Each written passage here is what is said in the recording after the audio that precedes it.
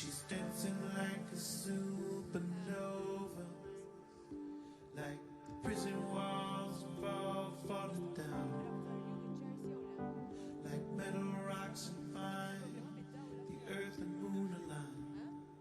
All of nature feels her quickening. She's dancing like a supernova, holding all creation in her hands. Air is shimmering, she's an iridescent thing. Promises of fortune she will bring.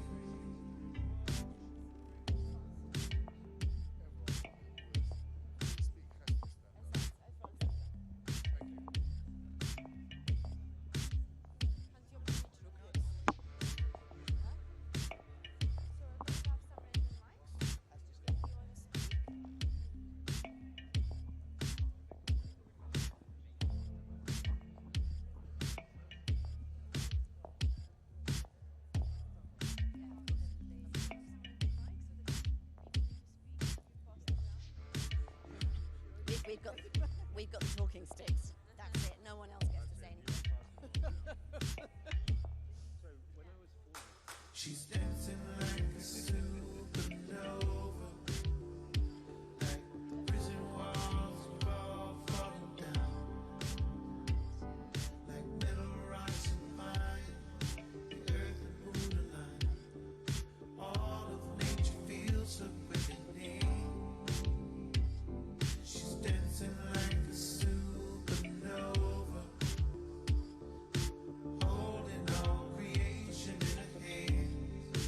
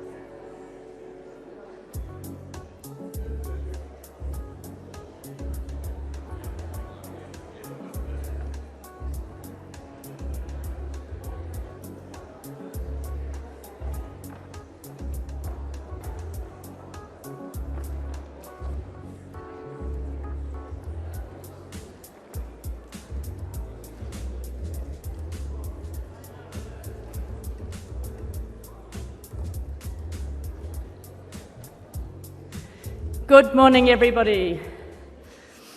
Good morning, everybody. I think everyone had a fantastic time last night. Some people may have had a bit too much of a fantastic time. We're hoping more people will arrive, and I think Bob in a moment will be asking you to even kind of come down and join us a bit closer so we can have an intimate moment this morning. I have one housekeeping thing to say before I start, which is that there is a lost and found office, and some things have been found.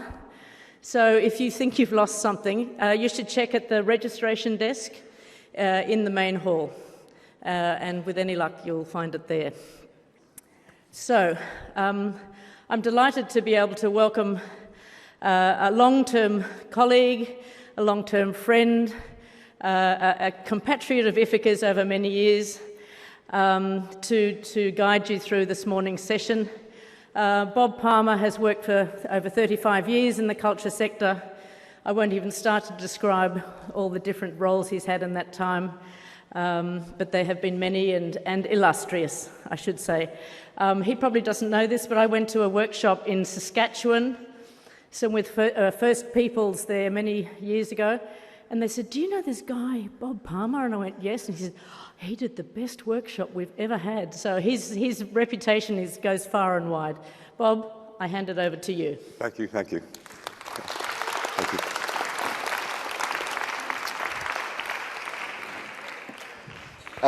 Good morning, everyone. As you probably have noticed, we are going to organize this final session of the summit in a different manner. Rather than long speeches or introductions by the traditional four speakers, we're going to attempt this morning, with your help, and we will really need all of your help, to somehow co-curate a conversation between 200 people.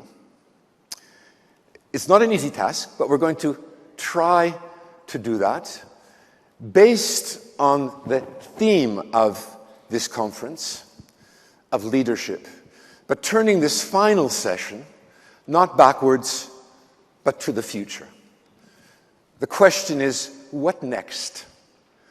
Looking into your crystal balls, all of you, trying to think what the future holds in store for all of us, for the world, and for those of us who have been designated in some sort of leadership capacity. That is the question for this morning. There is no single answer, but I hope there will be 200 answers in the course of the next few hours.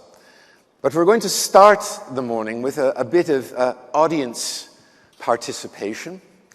I must say, you are all very safe in this next part, so thank you for joining us on the stage. But I'd like everyone else on that side to stand up, if you wouldn't mind just standing up. Everybody's standing up.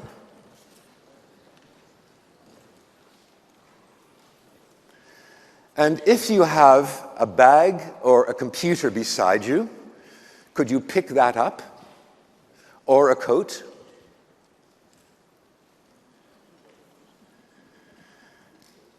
And now I'm going to ask a real challenge. This is the challenge of the morning for everybody to move forward and fill up the first 5 rows without leaving any spaces between you. So here you all go, quickly. And if you sit in the very first row, you won't be asked any questions at all. I really like picking on people at the back. So the safer positions are towards the front as much as possible. The middle section, only the middle section. And make sure you don't have a single seat beside you, no empty seats.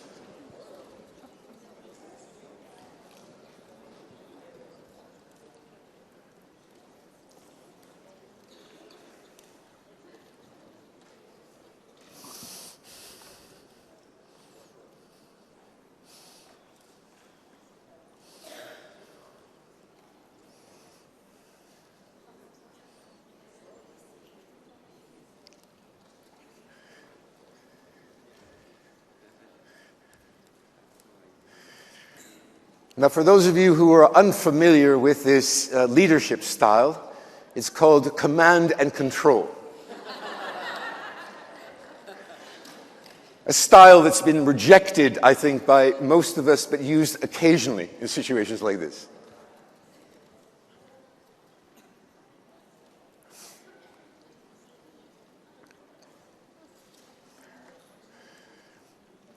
And if I could ask the ushers for any latecomers to insist that they don't sit at the back or at the sides, but join the front. And if not, you can let them know that I will be embarrassing them in the course of the morning. So this is a safer position to have, I guarantee you.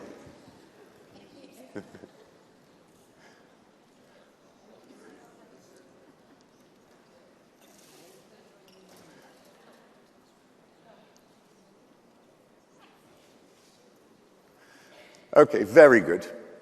If we could just continue to fill in these seats, and I see no empty seats between anyone. If you have an empty seat beside you, raise your hand, which means that someone can come in and fill it.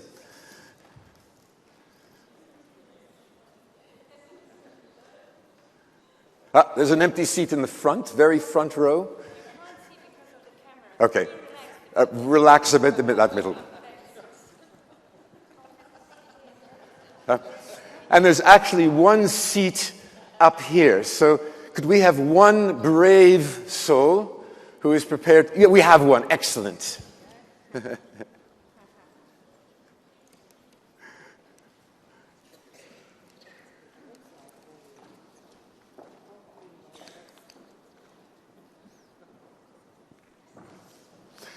Okay, so this morning's session, which will begin with very, very short introductions by a number of the panelists that are mentioned in your program, who've decided to unanimously to donate their extra minutes to you, to use as a conversation. And we will be encouraging you, after the introductory remarks, to participate as actively as you feel able to, because this morning is about hearing from as many voices as we can, to get some element of what we're calling the collective co-creation of a conversation, where each of us takes on an element of that responsibility to speak and also to listen deeply to what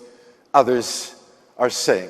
Maybe even before you speak, to actually begin to listen to the threads that are weaving through the conversation on this key subject of what next, the future of leadership.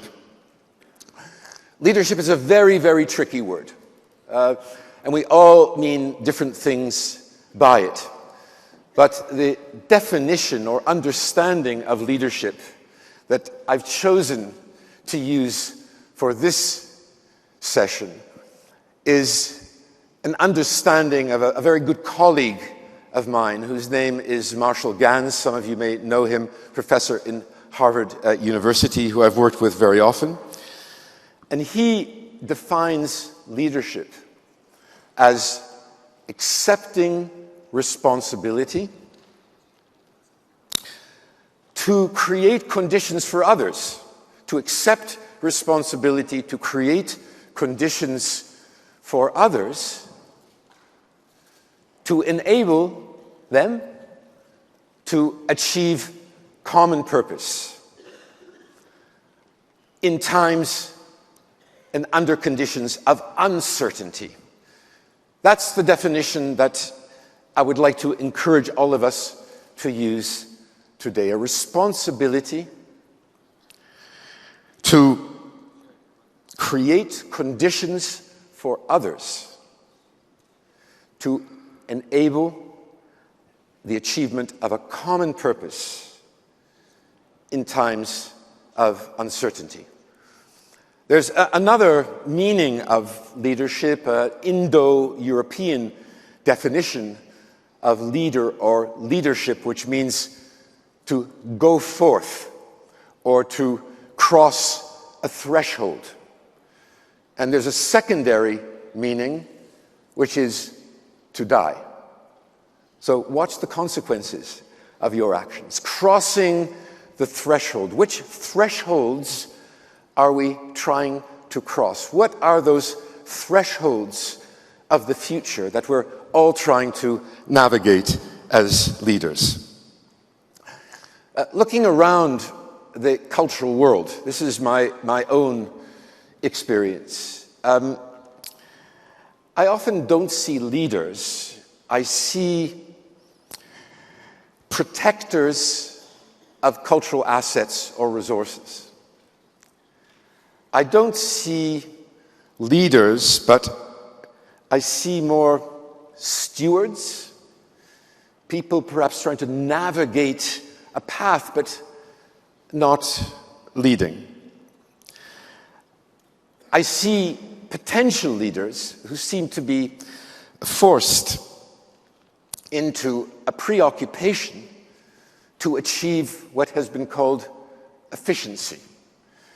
And efficiency is very important. It's a quality which is extreme value to all of our organizations. But promoting efficiency or good organization or good husbandry of resources, to my mind, is not really leadership. We'll hear what's on your mind in a few moments. Albert Einstein said that we cannot solve problems with the same kind of thinking that created them. We cannot solve problems with the same kind of thinking that created them. So where is this new thinking? Where is it? What is it? What are the new processes, the new values, the new attempts to lead for the future, leading an emerging future, rather than a husbandry and caretaking of the past? Can we do that? Yesterday, we were all touched by the story of Antoine Pond. Is Arne here, by the way? Right. I just want to thank you, because you gave me, certainly, and perhaps all of us, a deep provocation. A provocation for all of us to cross that threshold that you somehow managed to cross. And your story and many other stories that I've heard in the last few days, I feel it's a kind of wake-up call. It's a wake-up call to a world that is in a mess. And if one bears any responsibility for contributing to this mess, or is a victim of this mess, then probably there is an equal responsibility to try to identify ways out of it. Yet in spite of this mess, I also heard in the last 2 days remarkable stories, initiatives by many of you, fighting against what you don't believe and finding ways somehow to move around through the cracks and make a contribution to changing this world. The problem with these initiatives, I fear, is that they're all fragmented and disconnected. And so collectively there is no power because of this disconnection. And I feel one of the big issues that we are facing on every continent is what I'll call a leadership disconnect and a governance disconnect. So this notion of disconnection makes all of us here and many people who are not here and across many, many different boundaries and sectors often powerless or incredibly weak. So this notion of disconnection, how are we going to deal with that? We can have the luxury of connecting here in this beautiful city of Valletta under the auspices of Ithaca, but we're very privileged in relation to that. So how can one begin to promote as leaders this reconnection or a set of new connections for the future. How are we going to do that? What is the new thinking? Because the old thinking has not really worked. Otherwise, we wouldn't be in this extraordinary mess that we are in spite of remarkable developments and new ideas that are emerging here and there. So, as I said, there are no major keynote speakers, but the Ithaca organization has asked 4 people, actually remarkable people, so thank you very much for giving up your time, to make the first contributions to this conversation this morning from their own perspective. And after these 4, we'll then begin to open up the floor for as many voices as we have time to hear this morning. So I'd like to first ask someone who's quite well known to all of you, Milena Dragicevic-Sezic from Serbia. Many of you have worked with Milena. Some of the younger leaders were working with her this week. Milena, if you don't know, led a remarkable university movement for democracy during the 90s, and then became the president or rector of the University of the Arts, based in Belgrade. She holds the UNESCO chair in interculturalism, arts management, and mediation within the Balkan region, with its very excellent MA program in cultural policy and management. And more recently, she has been leading training programs for Indian and Arabic cultural professionals to teach them, encourage them to be trainers. So I'm very honored to ask Milena to be the first speaker this morning.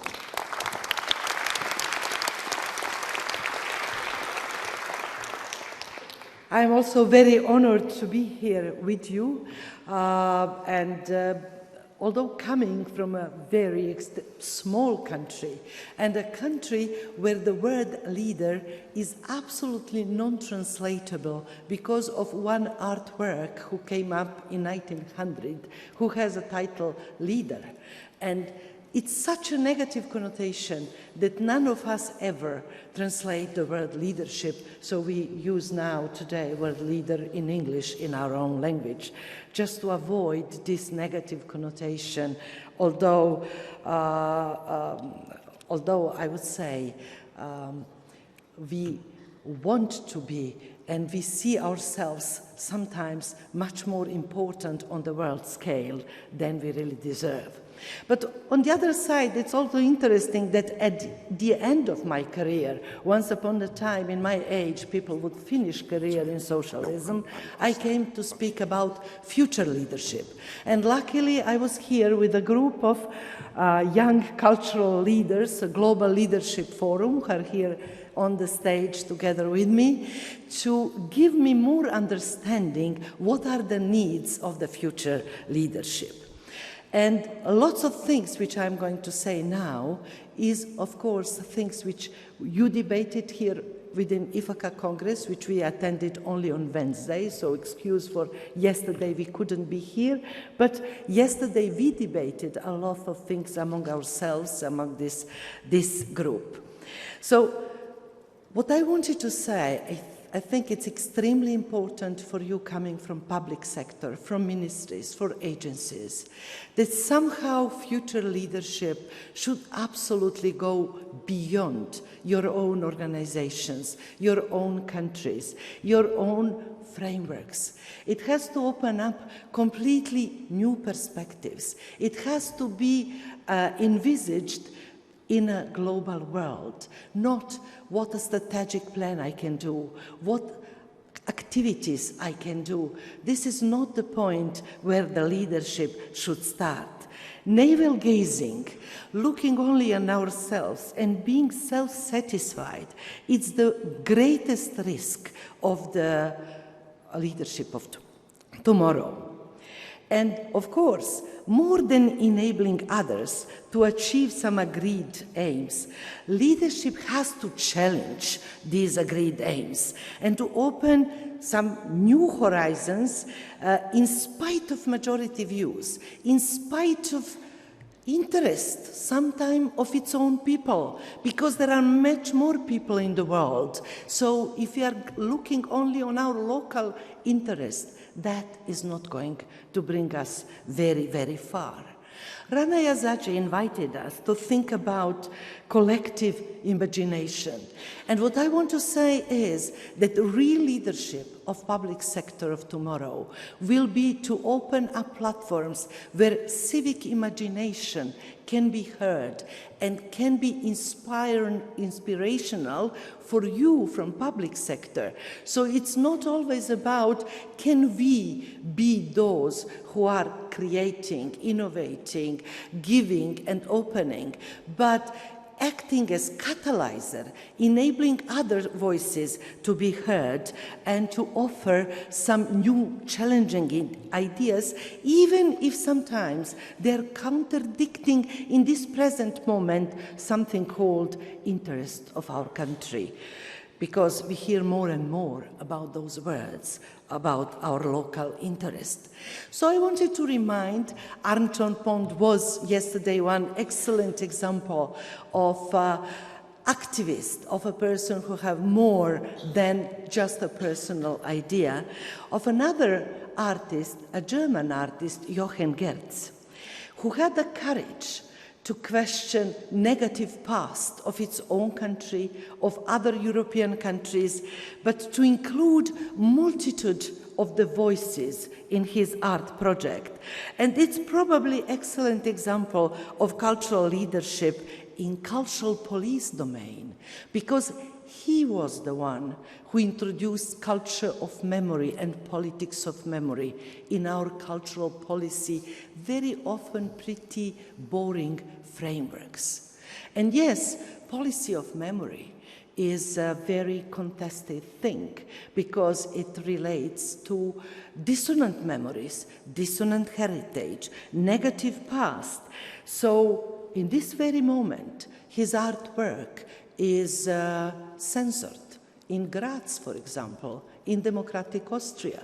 And that is something I think cultural leadership should be, a real social process that demands self-organization, creation of new international, and I will deliberately not use the word global, because the word global is so much used only for rich and prosperous. When we say global city, we think Seoul, Singapore, Shanghai, but we don't think, for example, Phnom Penh. We don't think about Belgrade, about any kind, Amman, or any other kind of city on the map of the humanity who is not rich enough to compete on this scale. The leader of the future has to be so bold to create a net of competent professionals in culture regardless of their economic power. Network that will connect Tibet, Okinawa, not Tokyo, Kurdistan, Ratanakiri, Lapland. Cultural leadership has to be bold to face the conflict, not to avoid it, to put things which are unpleasant under the carpet. We have to know why Indian writer Perumal Murugan had to publicly say, I will not be published anything anymore, and I resign from writing. What is a terror in such a huge democratic community which can persuade one artist to resign his art? And that's something we have to debate. We have to debate not only about positive cultural policy measures, things. We have to debate about why Bexley, even in Great Britain, couldn't be restaged after it was street censored in Birmingham Theatre. Yes, we need big visions and bold actions, as our Canadian colleague told us so. We need to discuss this apology of Norwegian National Theatre, this performance who was brave enough to put on the stage Palestine, not to forget one whole people, and all these other controversies which are raised around these cultural issues. Why the book 12 Impossible, 12 Censored Arab Stories could be published only in English and not in Arabic, in the culture they belong to? What is preventing us, European, Americans, to publish it in Arabic language, to offer censored stories to the people of Arab countries? Nothing except our auto-censorship, out zone of comfort. And yes, boldness is needed to prevent us continue living, as Dominique Moissy would say, culture of fear. We have to enter in the world of culture of hope. And to use another Palestinian author, Emil Habibi, let's try to be at least optimist and pessimist in the same time, but to see reality, but also to offer some hopes, some new paths, some new horizons. Thank you.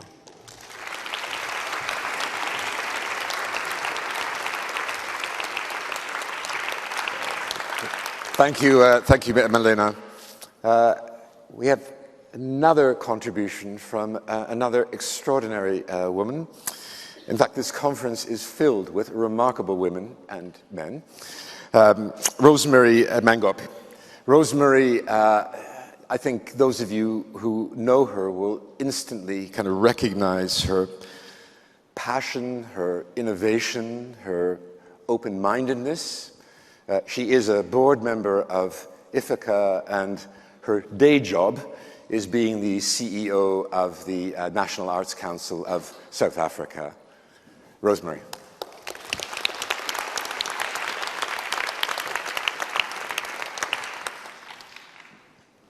Good morning.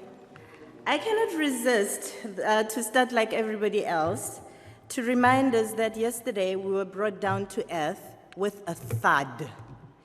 And this was to remind us that we really have to take seriously our roles if we'd like to consider ourselves as leaders. Now, what is leadership? What would we like to see next? I have chosen to actually show you pictures where Africa meets Africa, meaning that it has to start with identity. You cannot actually hope to contribute anything to the world when you do not know who you are. Now, the Africa meets Africa example for me is the future. Where to from here? Where to from here, leadership is not about a single voice. And leadership is not about a position. Leadership is this, a collaboration where you share a stage with other people and you're not singled out as a person that's in front. And I'd like to introduce you to somebody called Esther Mahlangu. Can I get the second slide, please? Leadership is about also those who are leading from the back while leading in front. Next slide, please. Now, Esther Mahlangu, for me, demonstrate interdisciplinarity in leadership. One of the capabilities that the 21st century calls for is interdisciplinarity. I'd like to tell you the story of this BMW. It was painted in 1990. It was the first edition of the 520i. And you can see that it was painted in Debele shapes, geometric shapes.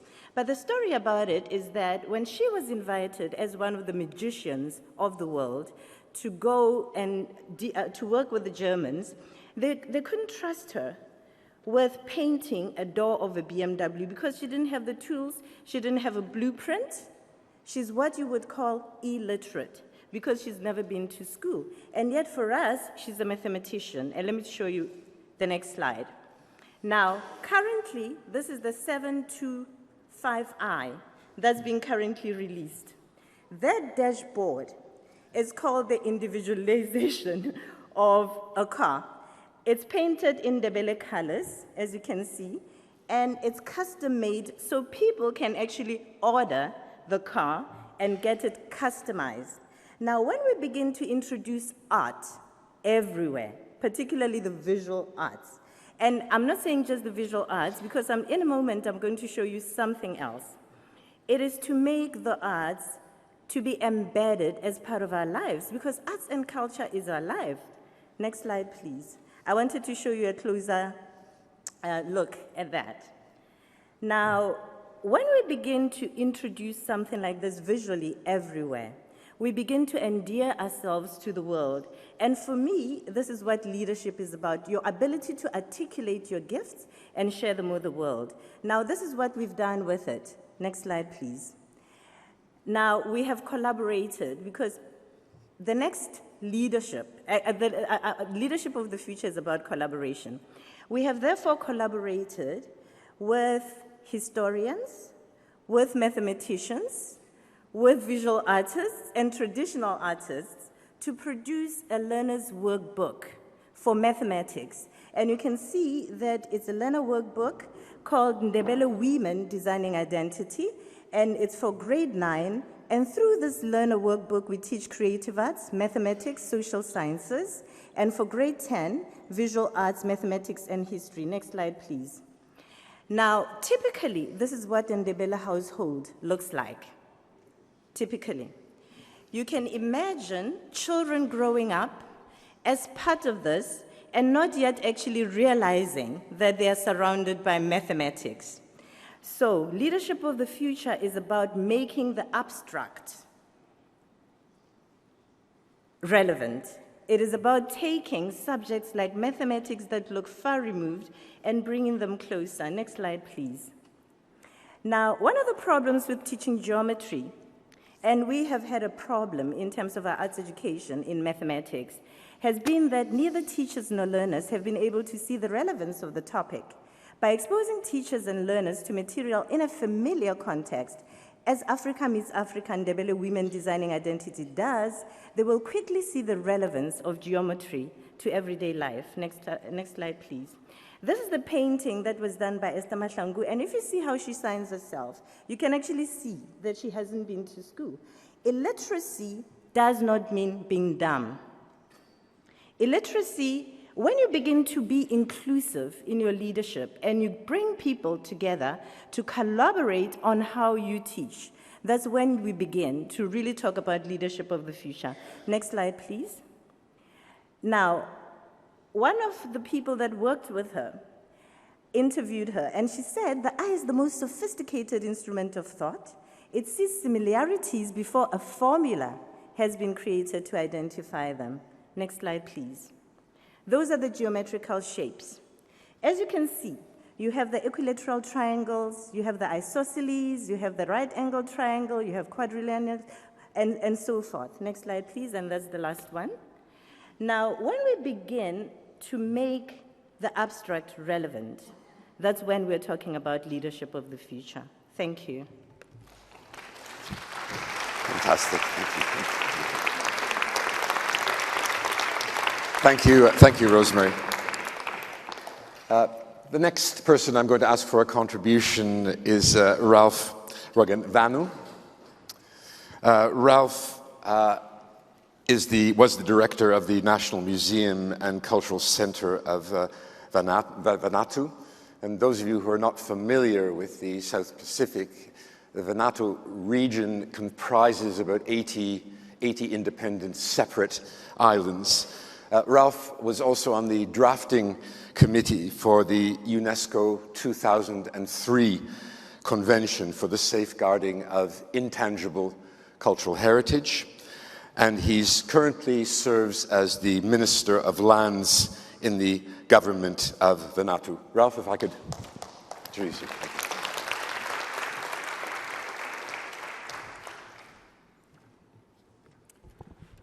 Thank you. Good morning to everyone. It's great to be in this panel. Yes, I've come from working in the cultural sector a long time ago. So About 20 years ago, I was attending these kind of forums, and there were the same issues being raised. Issues about how do we get governments to recognise culture and fund culture? How do we get culture and arts to be relevant in other sectors? In terms of leadership, one of the things I decided to do personally was I got so frustrated with the politicians that I became a politician. And now I'm in Parliament, I'm a minister, and I chose to be in lands because that was the area where the loss of the land was taking away the economic base for the cultural resilience of the communities.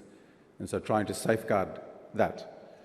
And I congratulate our colleague Nina, who has come into being a minister as well. And this is one path of future leadership for all of us.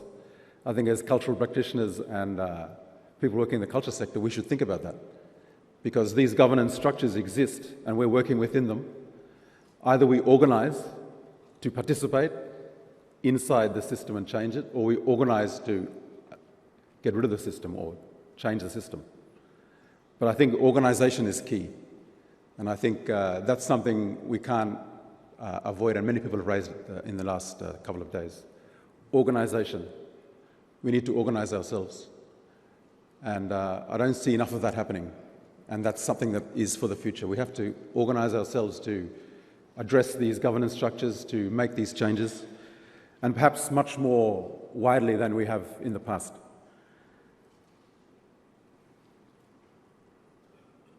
Our colleague here, Alam, talked about giving space, and that's really important. Giving space and providing for other sectors the ability to see that what they're doing is arts or culture. And in the Pacific, that's more easy to do perhaps than here. I come from the Pacific. Some of us, my colleagues here, there's about 4 of us. It's probably the farthest, we're probably the people who've travelled the farthest to come to this meeting. We really are on the periphery, coming to the centre. And also we are from the context of development. We're in what they call development. So development means whatever we had before, it wasn't good enough. We've got to go for what you're going to give us. And so development, if you're going to engage with it successfully, is all about reframing categories, resisting categorization, creating new discourses, trying to collectively imagine, to borrow what Rona said yesterday, setting the definition yourself of what it is that's important to you and how you want to manifest it. And in the cultural sector, I think we need to get out of the ghetto. Culture is everywhere. The reason development hasn't worked in many, many places in the world as such is because they totally left culture out. They didn't realize that there are people with capacities that exist already in place when you arrive. And we need to develop those capacities, and that's the culture, the way you do things in the world. So, to use examples from my region, health, education, these are all cultural issues. I imagine that it applies here as well. Urban youth issues, these issues we start to face as we urbanize in our countries. We're the late urbanizers of the world, I think. How do we deal with these issues that we face unless we move out of the ghetto and try and make other sectors understand that what they're doing is what we're doing as well? In the Pacific, we have the unique situation where there's going to be 2 nation states which are going to have no people in them very soon. The states of Tuvalu and Kiribati are going to be completely submerged by sea level rise. The people are now finding places to go. So you have this identity of a nation state in the world. How does this identity manifest itself? What about the culture of the people, which relies on the resources in the environment? What's going to happen to that? So, climate change, is an issue that we always say in the Pacific, we didn't create it, but we're going to be the first to suffer from it. And I think future leadership has to take that into account. Climate change, resilience in the face of this changing climate, resilience in terms of reducing the impact that it will have on our communities, our cultural communities, our artistic communities. I also want to raise the issue of the economic order we're in. You know, we're in a period of the so-called 1%, growing inequality throughout the world, a system that obviously is not sustainable. We all participate in it. Some of us on the periphery, at the end of development, get to see a different side to what you see here in Europe. But this is something also that we can't avoid and we have to engage with as leaders in the future. This is what's coming. This is what's happening. It's not sustainable. There's going to be a change. Are we ready for the change? And I suppose one of the key things I want to put across here is that people like myself, we are the political will, right? The politicians, the political will. We come along, we can push things that we believe in. Too often, I find when you're ready to push them, the people aren't ready with what to do. So you need to get ready with your package of what you want to achieve in your area. Have that ready for the moment when the political will comes along, you can just bang it. And I often get quite upset with colleagues in the cultural sector that they aren't ready. When we say, okay, let's do this, we're ready to go. They have to go back and start doing their consultations and start putting their budgets together and stuff. They have to figure out when the political will comes along, okay, where are we going to go? So we need to be prepared, both in the administrative side, but also in the other larger issues that I've raised and talked about.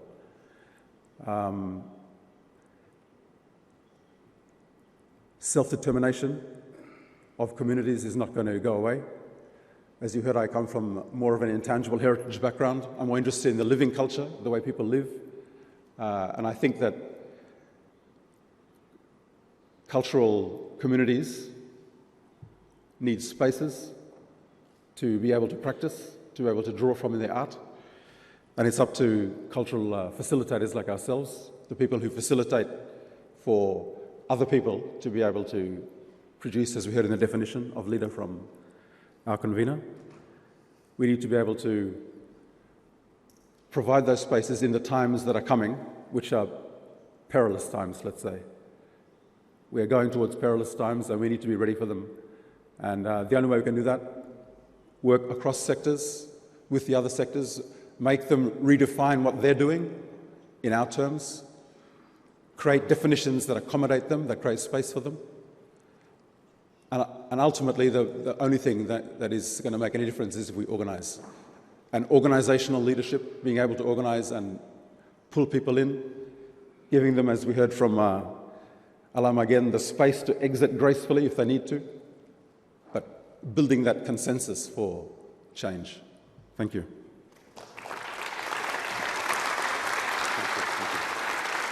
Thank you, Ralph.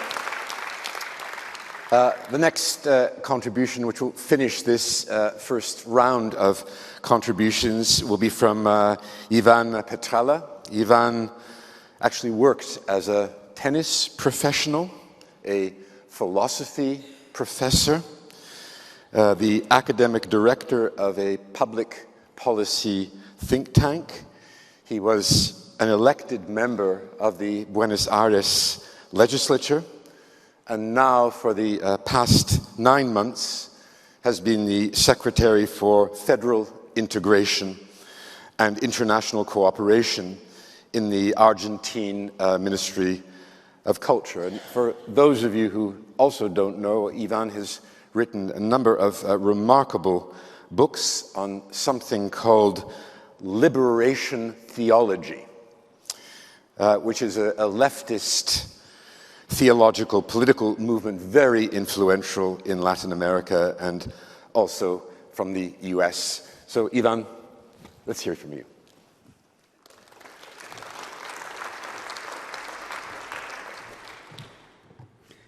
Can you hear me this distance from the mic?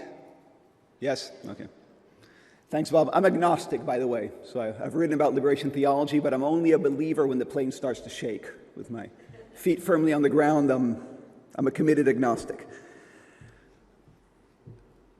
A cultural leader in the 21st century needs to be, at the same time, both a realist and a prophet. Now, I stand here as a government official, as somebody, as Bob mentioned, who's new to the job. I've been in the position for 9 months because the government I represent has been in power for 9 months. But I speak as somebody who's new to the field. I'm learning, this is my first time in an executive position, and I'm listening to conversations which are taking place in Argentina and abroad. And what I'm going to say here really is the fruit of those reflections and that listening which has been taking place and the learning that I'm engaging in. If you look at the way public policy pertaining to culture is organized, at the very least in the West, there's 4 main aspects. You have public policy in relation to the support of artists and different artistic disciplines, theater, dance, visual arts, whatever.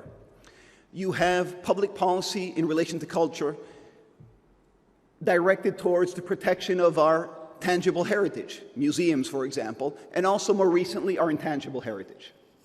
You have public policy in relation to culture, which uses culture as a tool for social inclusion. Arts, for example, in poor neighborhoods or in poor schools. And you have, and it's perhaps the latest twist, public policy pertaining to culture, which uses culture as a tool for economic development.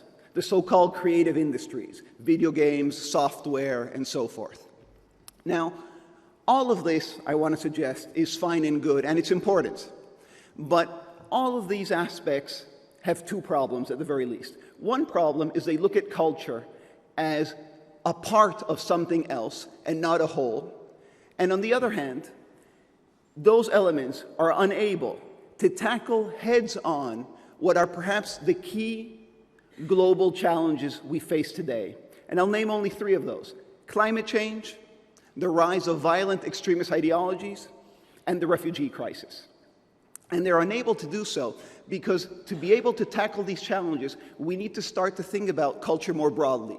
That is, we need to start to think about culture as what kind of values, what kind of attitudes, what kind of conducts, what kind of conversations do we need to have to create more vibrant, more open, and more pluralist societies. Take climate change, for example. Climate change obviously is full of technical issues, but at its most basic and its most fundamental level, climate change is about our relationship to the planet and our relation to those who will suffer the most from changing climate patterns in the following years. So climate change at its most basic level is about how we are to live. The rise of violent religious ideologies, for example, is also most fundamentally about our relationship to God. Once again, the basic question is, how are we supposed to live? The refugee crisis obviously is full of technical issues. You have to talk about different military interventions and so forth, but its most basic level, it's about who's your neighbor. It's about whether we're going to tear down the walls that separate those that we hold at arm's length as them and bring them closer and start to call them and understand them as part of us. It's about how you're going to live. And none of those issues can really be dealt with by funding this or that artistic discipline. Instead, the only way I want to suggest that they can be dealt with as cultural leaders is by placing every day and at every instant at the forefront the 2 key questions that every person and every society is always answering, whether you're consciously answering these questions or not. And that is, who are we and who do we want to be? Our present and our future. And this brings me back to how I began. The notion that we need to be both realists and prophets. The English poet W.H. Auden once wrote that the task of culture is to make self-deception more difficult. That is, to take a good, long stare at ourselves in the mirror and analyze what you see. Listen to what others say about you and your work, and learn. Now, the good realist also knows that there is always a possibility to change. There are always points of pressure where you can make a difference. There is a crack in everything, another poet and singer and songwriter Leonard Cohen once wrote, and that is how the light gets in. The task for cultural leaders in the 21st century is to follow the light, identify the cracks, and pry them open. Thank you. Thank you. Thank you.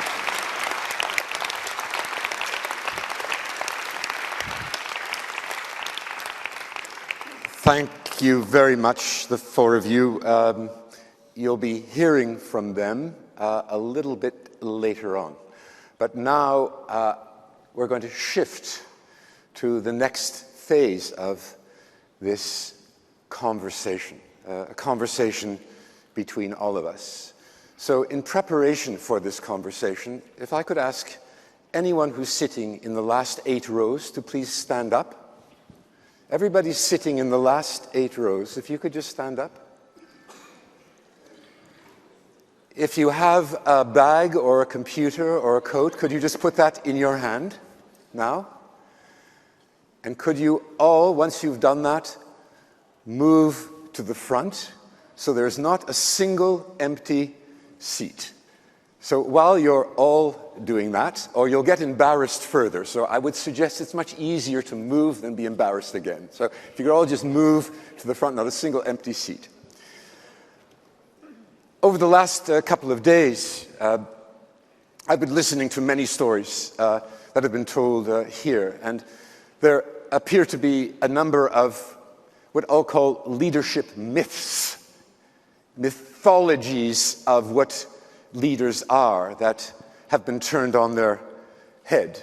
One of these leadership myths that I've been hearing is that the leader is only the girl or the guy at the top. Not true. It's simply not true, I hear from all of you. Because our world, our organizations now are far, far too complex. Many people inside the organization and outside the organization need to be involved. So perhaps the leader is becoming more of a shared concept I'm hearing from you. A second myth that some of you talked about in the last few days is that leadership is not just about individuals. It's not true. Leadership is not just about individuals, because leadership, as again we've heard this morning and many of the stories told this week, leadership can be the collective capacity of a whole system to act. Is that not also another way of viewing leadership? And the third myth that I've heard this week is that leadership is perhaps not anymore about communicating and creating a vision. The problem is that creating and communicating a vision focuses on a kind of one-way broadcasting. Broadcasting of a message. And some of you have been saying very clearly that vision is a two-way process that involves very deep listening. So there are mythologies that perhaps we've been carrying around with us that need to be questioned. And now there's an opportunity for each of you, or as many of you as possible, to express a view, give a comment, a reaction, talk about a fear. I'm going to give each of you now your own crystal ball. So you all have a crystal ball. So look into this crystal ball, because what we're talking about is the future. The crystal ball is telling you what may be happening over the next 5 to 10 years. Look deeply into this ball. And that's the comments that we want to hear from you. Not what you are doing now, but what should be done in the future. What are the new processes, the new mechanisms, the new talents, the new approaches that all of us need to begin to think about. That's the conversation that will happen now. We're going to organize this in a way in which it may be a little bit chaotic, but possible to live with chaos. So there are, could the people just holding the mics, the ushers, could you just hold up your hands? So we have 1, 2, 3 mics. Now, these 3 mics are going to be given to some of you, those of you that want to speak. But once you speak, and there are, how many mics do we have here on this side? 1, 2 mics. So we have 3 over there and 3 microphones on this side. As soon as you finish speaking, you then need to look around the room and find someone else who has their hand up in the air, or people who are waving, wanting to speak. It is your obligation to find them and get the microphone to them, not the person beside you. So this may take a bit of group collaboration to get this talking piece, this talking stick, to the person who wants to speak. So that will be your responsibility, and your responsibility, not mine, to make sure these 3 mics find their way to people who want to speak, who need to be made known by raising their hands. Now, there are a number of rules that I would like you to agree with to ensure that as many people as possible will have an opportunity to speak. And the first rule will be a 1-minute rule. You speak for 1 minute, with great apologies to anyone here who is French or Italian, who finds this incredibly difficult. Do we have any Swiss? If we had Swiss, the Swiss could teach us all about the economy of words. So 1 minute, and as the moderator, I have the very unfortunate role to cut you off after 1 minute, just to enable a kind of flow of a conversation. This isn't a series of monologues, but dialogue. The other rule is, other than in addition to preparing what you want to say, if you could be listening to others and perhaps help build a conversation. You may have something new to add to it, but see if collectively we can find some kind of narrative of connection and interconnection between what people are saying. So you may find yourself with one thought and then hearing a speaker abandoning that thought and moving to another. The third rule, only for the sake of those who are not in this room today but watching this broadcast on live streaming, if you could just stand up, which means the camera can focus on you when you have the microphone and are speaking, and just mention your name so we can situate you in the room. So just the name and stand up. 1 minute. Sit down, look around, see arms waving at you, and try to get the microphone to them. I will be selecting the actual speakers, but if we could have 3 people, or as many people, who wants to speak on this side, who wants to speak on that side? Just raise your hands if you want to speak, have something to say. And if you could get the first 3 microphones to these people, and the same on this side, who wants to make a contribution? If you could get the microphones, the 3 to these people. Oh, there's another one here. There's more people there, so maybe. But maybe put that one, because there are more people over there. So we have 4 people. So the 4 people, there's 1 more microphone, which we're starting off on its journey. Oh, there's someone over here. Okay. So, could people who... there's another microphone here. Someone who wants to say something? Okay, at the back. Maybe you could move to the front. Otherwise, you'll have to run with this microphone to someone else. Okay. Yeah. Balkans are disobedient, so we have some disobedient dissidents who are reacting to this centralized control that I'm trying to assert. Okay, so those who have the microphone, when you want to speak, raise the microphone in the air, and then we'll begin now this conversation. So on this side, raise it really high so I can see it. Okay, over here in the middle. Hello, I'd just like to say that you're all fabulous cultural leaders, and I'd like you to get out there and talk to other sectors, because I'm working a lot with agriculture, hospitality, food industries, people in other sectors, and they don't understand the importance of their cultural and food diversity. And I think it's very important to get that message out there, because it's their unique selling point in terms of territory and regions. But it's also about our cultural identities, and food plays an important role in that. So I'd like you to get out there and talk to other sectors. Over here. Okay. Stand up. Name. Interesting point about, actually Rosemary brought it up as well, about the interdisciplinary aspect in art and culture. Funnily enough, we're here to celebrate and to motivate, promote arts and culture. And I stand here representing 14 members that took part in setting up the kind of collaborative and co-creative,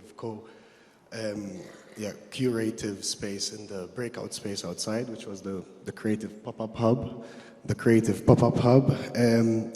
One of our requests to all the delegates was to bring something along to help us actually create something in the interstitial spaces of this delegation, this 3-day long delegation. And it is a slight disappointment that we do not receive kind of the feedback that we would expect from such leaders as we're calling ourselves. So this is actually a bit of a wake-up call, I would say, because it is us that come here to promote. However, it is us that actually hinder the promotion of art and interdisciplinary activities. If I could take a moment to describe... A very brief moment. You have 10 seconds left. Yes, 10 seconds. Well, the interdisciplinary aspect of what took part in that pop-up hub was actually a magnificent experience, and I think we invite you all to come and actually oversee our work later on today. Thank you very much. Good. Leaders who disappoint. Very interesting point. Up the back there. Hello, my name is Maria. Basically, I think that sometimes we overthink rather than, and which leads to not taking action. I think we need to take more risks to inspire change and work with business professionals. I come from the gallery sector. I represent artists, Maltese artists abroad, and I feel that the governmental organizations and the public sector need to collaborate more together to make change and give possibilities to artists to grow. Thank you. Okay, those of you who want to speak, raise your hands high. Who has the microphone? Go ahead. Hi, Yeah, it's okay. Sorry. I wanted to speak fresh after Sean spoke. I'm Alexandra from Malta, and I'm also part of the Pop-Up Hub, which is outside. And I specifically wanted to speak because of what Ivan said. And the driving force behind the curation of the hub was the fact that we asked delegates to bring something that identifies them as a person and as a human in this world, not as their position, but actually we wanted to create a collectorium of objects that are a representation of humanity, of humans and of individuals. So if you have contributed, that's fantastic. If you haven't, I do urge you to actually come and see what the contributors have left in our space. Okay, if we could try to keep all the points to kind of leadership issues. So if you make a point, what's your leadership point in relation to that? What are you trying to say to everybody? Well, I'm trying to say that everybody has the potential to be a leader, and that does not necessarily mean, you know, what position one occupies in policy or diplomacy, but you know, what an individual, whether it's an artist, whether it's someone who's from a science background, from anything, or someone who's illiterate, anyone can influence what happens. Okay, thank you. Up there at the back. Hi, my name is Anthony. I'm from the Pacific, in support of our colleague there from Vanuatu. I've just got a quick question in terms of cultural leaders. We have cultural leaders that are very low in literacy, very low in numeracy, and resistance to offer their intelligence. How do you address those kind of people? Okay, who can answer that question? Please get that microphone. There's a question for someone to answer or to help answer. Someone over here. Okay, go ahead, Rosemary. The resistance normally is when they think that you're going to be doing untoward things with what they think is a legacy. The conversation is around ensuring that the legacy does not die out. The reason we're working with the 81-year-old Esther Mahlangu is to say that we need to make sure that we make our traditional work sexy again. Currently, she's working with John Legend. They're R&B artists, and they are developing for Belvedere, designing a bottle of vodka as once-offs, and that we are actually going to be benefiting from in order to fund the HIV project. So it's about saying it's for the good of the others beyond your lifetime, and that as an artist, what can speak louder is whatever it is that you contribute to that lives beyond your biological years. Thank you. Just in the middle, in the front row there.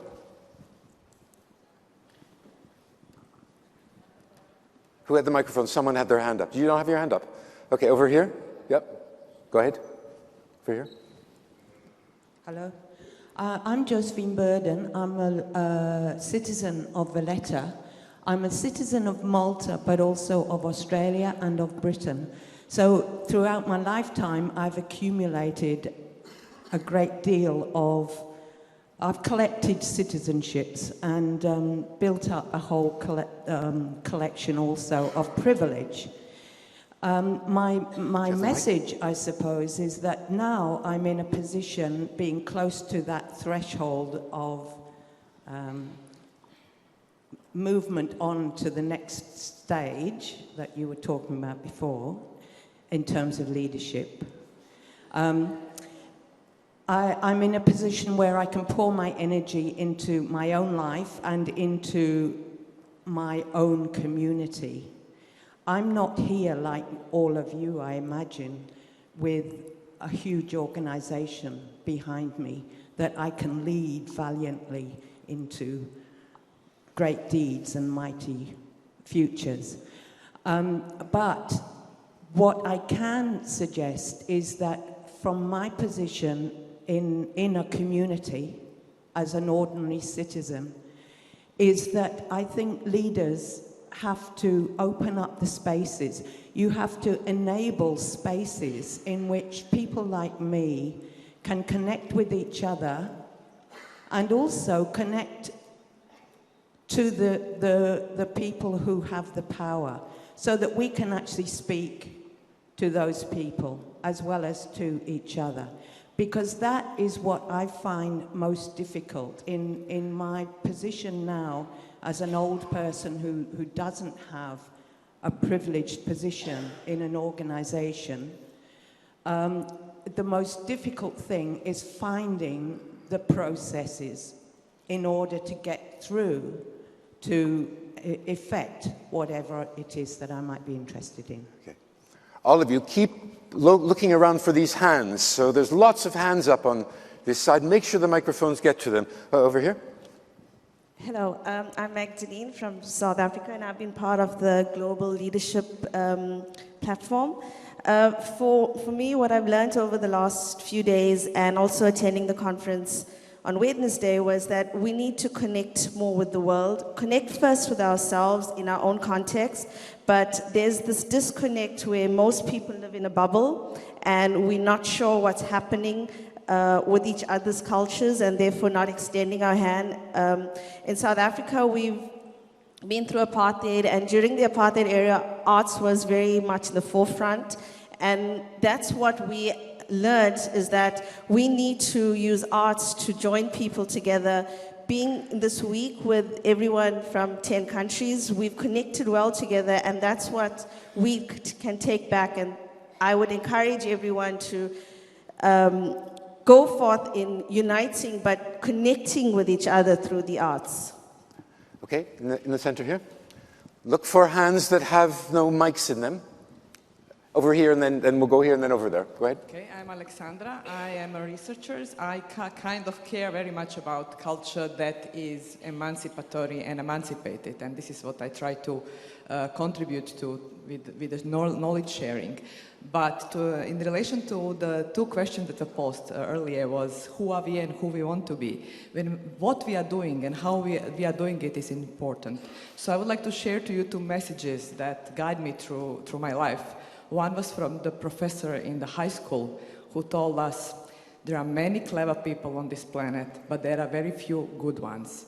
Be good one. And I took this very seriously, and I tried to evaluate myself according to these questions. And another one was from the person at one meeting many, many years ago, who, when we were asked to present our organization, that person from Asia said, draw the butterfly.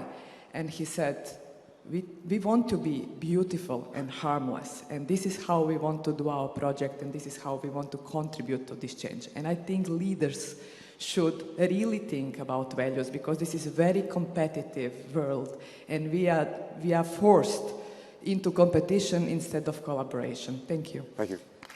Look for people down. Very nice. Over here. My name is Elvis Mari. I'm from Zimbabwe. I think one of the things I've learned here is that when you talk of leadership, you have to deconstruct the issue of one center of power within an organization, within a community. In many cases, you find we look at leadership as just one person or a few people that are supposed to know everything. And secondly, I think it's also the issue of trying to see the role of academic education. In many times, we've looked at leadership as equal to someone who is going to school.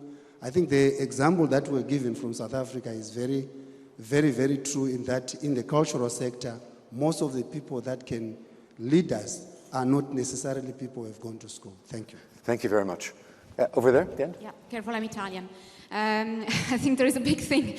There's a very important skill to train for the leaders of tomorrow, it seems to me. It's balance. It's the capacity to keep the balance between identity as knowing who you are and identity as something to separate you against, we against us. About ego and really giving the way to the others. About the script, the way things are supposed to go, and the cracks in the system. And about a bigger picture, between the bigger picture and the detail and the specific context. About an ordered conversation and about a collective conversation, and also about what are the values that you think you have to stick to, and the capacity to always question your values, otherwise you're not inclusive. Okay. Look for hands up on this side. Over here. Hi, my name is Jasmine Katudal. I'm from the Young Leadership Program in Malta.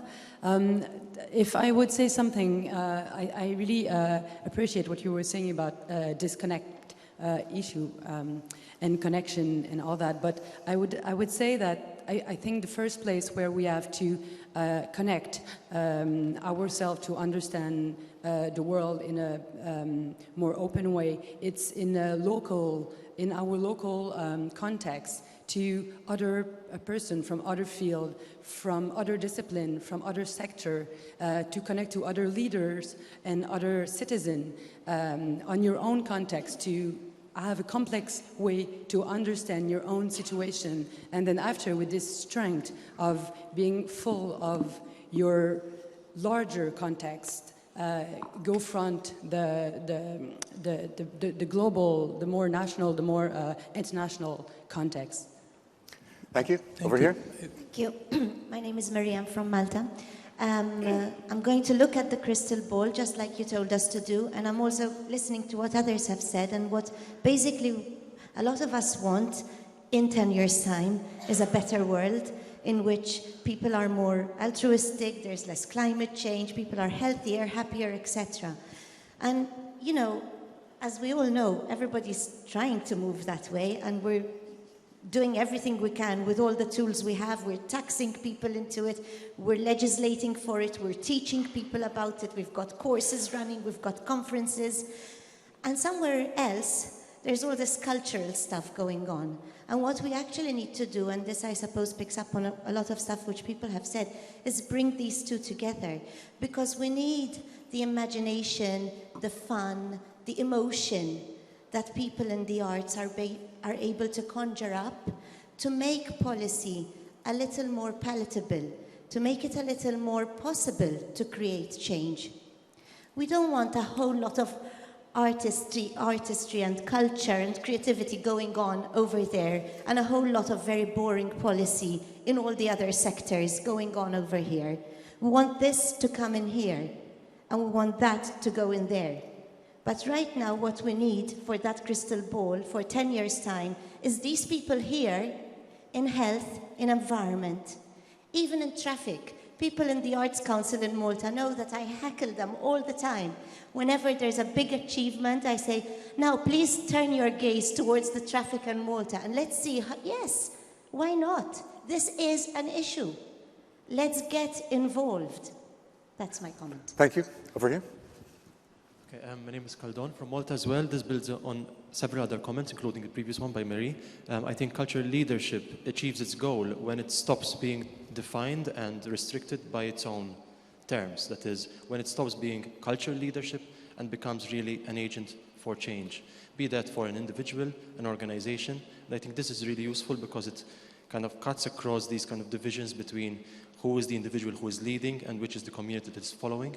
And it really distributes this agency factor. And it also, this addresses maybe some of the issues that were raised with regards to literacy and illiteracy and leadership. How is it's almost a paradox, but I think the paradox arises if we are restricted with these categories that are completely outdated.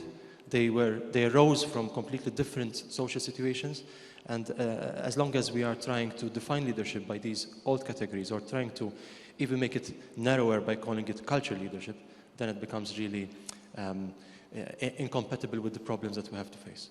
Thank you. Over here. Thank you. My name is Adrian from Zambia. I'm here for this conference for the first time. Thank you, Ifaka. Thank you, Arts Council Malta. I think for me, the big thing that I'm taking away is that leadership, in one way or another, is like the long table sessions we have. And it's a space where different people can come in and live according to the situation. So the more people we have, the bigger and rounder the table. And as I go back home, I want to make a long table and lead the country in that way. Thank you. Okay, thank you. Okay. Apologies to everyone who's on this stage, because the acoustics from here are terrible, aren't they? I'm Sheila. I wanted to just briefly share, I think it was Alex who said, Ivan, sorry, about culture as values. There is a group in Denmark who have creative and cultural makers who have actually made leadership in politics. They have 9 seats in the Danish parliament. They're a party based entirely on creative and cultural practice and on values. And I'll very briefly share those 6 values because I think they inform us very well. Generosity, everything which can be, will be shared with anyone who's interested. Transparency, everybody should be able to look over our shoulders on good days and on bad. Courage to look problems in the eye and do things differently, but also courage about the future. Humility to the task, to those we work with and serve, and to those who will follow us. Empathy putting yourself in other people's shoes, looking at the world from their point of view, and humour. Without humour, there can be no creativity, and without creativity, there can be no good ideas, and without good ideas, there can be no creative power and transformation. I just want to share those as leaders. Thank you. Thank you. Here. Hi, I'm Katarina. I live in Gozo. I'm from Sweden, so I continue the Scandinavian trail. Yes, I represent the art incubator that actually was set up 12 years ago for artists and thinkers to come for 2 years and be provided with the space, the place, the people, the networks and the coaches to be able to develop your idea about what you're doing as a leader in the world. So if you're interested, it's called Transit STHLM, which is the abbreviation for Stockholm. Okay? Thank you. Okay. Over here. I'm Carla, and I think we have a wonderful group of very courageous, beautiful people here. But what is my observation is that we very much talk to ourselves because we all agree, I think. I very much agree with Diane, who said we have to start talking with other sectors. Many things are said. What I think is true is that we have had these conferences and not so much has happened. We have to organize ourselves. Lots of things are happening, terrible things are happening in this world. I don't think artists and culture can change the world, but I think that culture and artists can change somebody who can change the world. So I think we have a task here, and there's maybe it's the possibility that the networks are coming together to see if they can join in advocating the value of the arts. Okay, there's lots of waving hands, so take responsibility for each other. If you can, get the microphone to the people who need it, okay? Yeah. Including the last row, yeah. My name is Arundhati. I work with India Foundation for the Arts in India. I just want to remember always that the positions of power and privilege that each one of us has, even in this space, is very different. And just by saying, let's unite, we are not going to be united. There will be conflict, and we need to negotiate with those differences. But to always remember that every utterance and every silence will be a political act. So we have to be very careful where we are speaking from, who we are speaking to, who we are speaking from, for, and why. So that's very important as leaders. Keep those hands waving, get the microphones over here. Hi, Matthew from Malta. Just to build up on this comment and also on what Khaldun said, etc. Sorry. I was also participating in the pop-up hub, and I think over there we had no actual position of a leader, but it was a kind of collective leadership where nobody was dictating things, but everybody was respecting each other ideas, and then collectively selecting and doing rather than theorizing on the event itself. So I think someone was talking about having the governmental section enter the artistic section, and the artistic section enter the governmental section. That should happen. That border should be brought down, especially without specific governmental policies dictating the creativity, let's say, of the other side. So. Okay, we're going to have 2 more comments on this round, a number of comments on what we've heard so far, and then go to a second round. Over here.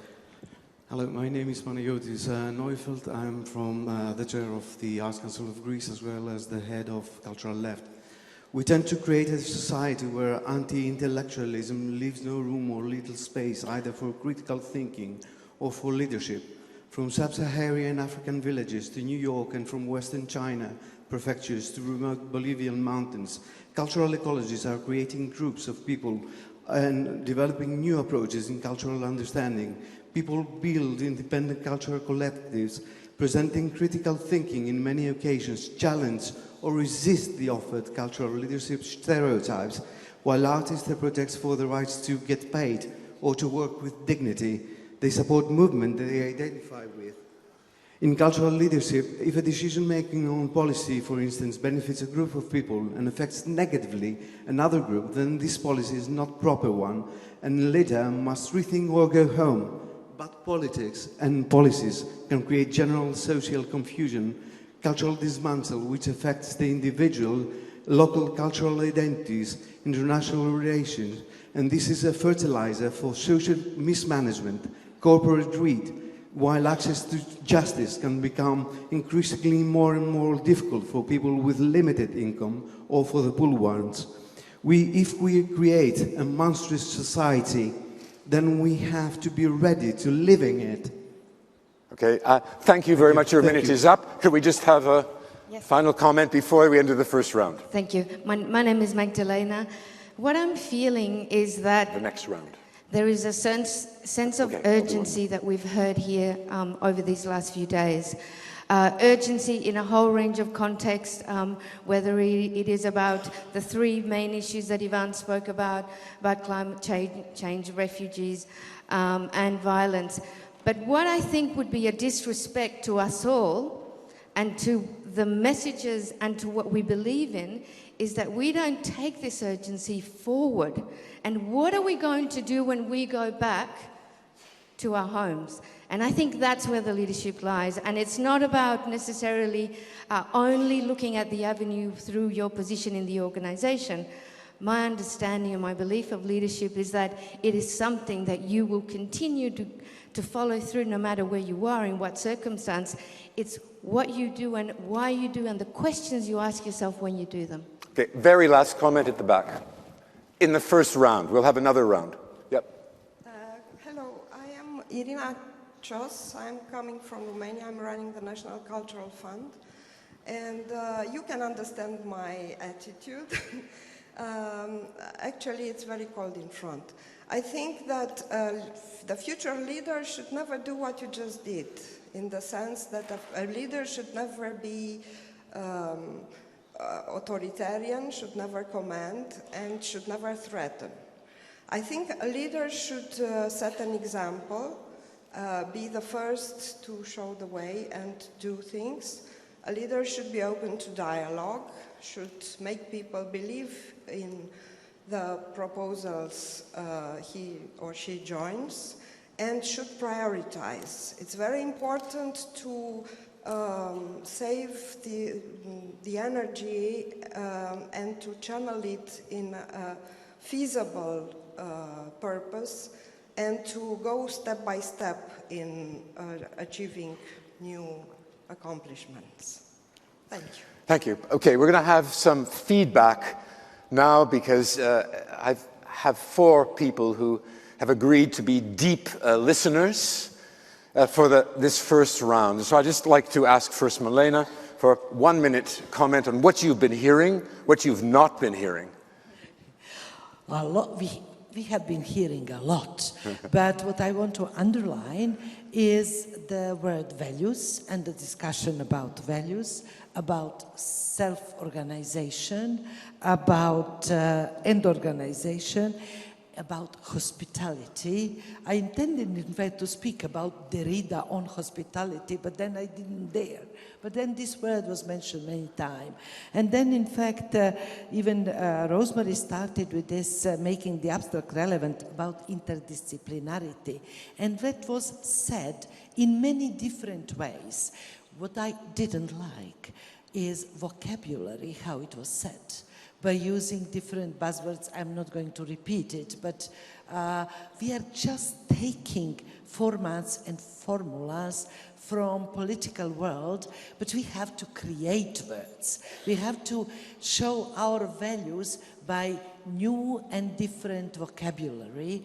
And in this respect, I agree totally with Irina Josh, we have to lead and to give example through our work, our doing, our verbalization, our discourse, which cannot be just banal political discourse. And offering spaces. That's something which I think should be extremely, because I made my notes on many different papers. I'm pretty chaotical. There were asking many questions that were difficult to really respond. But I would say that this kind of leadership, which is kind of a net, but with the same values, same energy, and focusing to, let's say, at least bit contribute to much larger and deeper issues such as social injustice in the world, disequality on a global scale. And I can agree with Emily, we have to start from our local complex environment. If we cannot see injustice in our local environment, how then we dare to speak with the world? But also, if we only stick to our small local environment and do not allow ourselves to see much deeper and larger problems which are finally influencing our lives, then we are not going really to contribute a lot to society, to change, to new horizons to be open. So yes, let's try to understand, to be involved, to energize both our local complex communities, but also to go much beyond, to see where are much deeper injustices, where are people who are totally silenced, who will never be in this room, who will never have a position with a microphone. The question was, what about illiterate? What about people who do not speak English? Can they enter the world?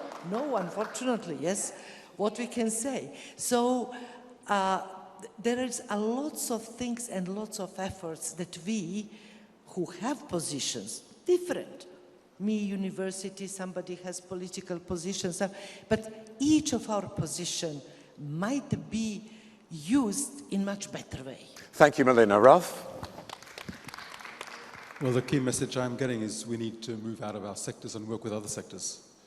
We need to work with traffic, as we heard from Marie here. We need to get out, and we need to rebrand also, and we need to help other people rebrand what they're doing in terms of what we can collectively work on. And just to add that another value we need is perseverance, because it takes time. It takes time to do it, but it's been happening for a long time, and it's speeding up. So I remember something Jane Chu said in a previous presentation, that there's never been a better time to be an artist. With everything that's happening, we cultural practitioners and artists are in a space where you can define and help people to understand where they are sitting with all this uncertainty that is around us. And this is an opportunity that I think people in this room should help artists to seize. Thank you, Ralph. Ivan?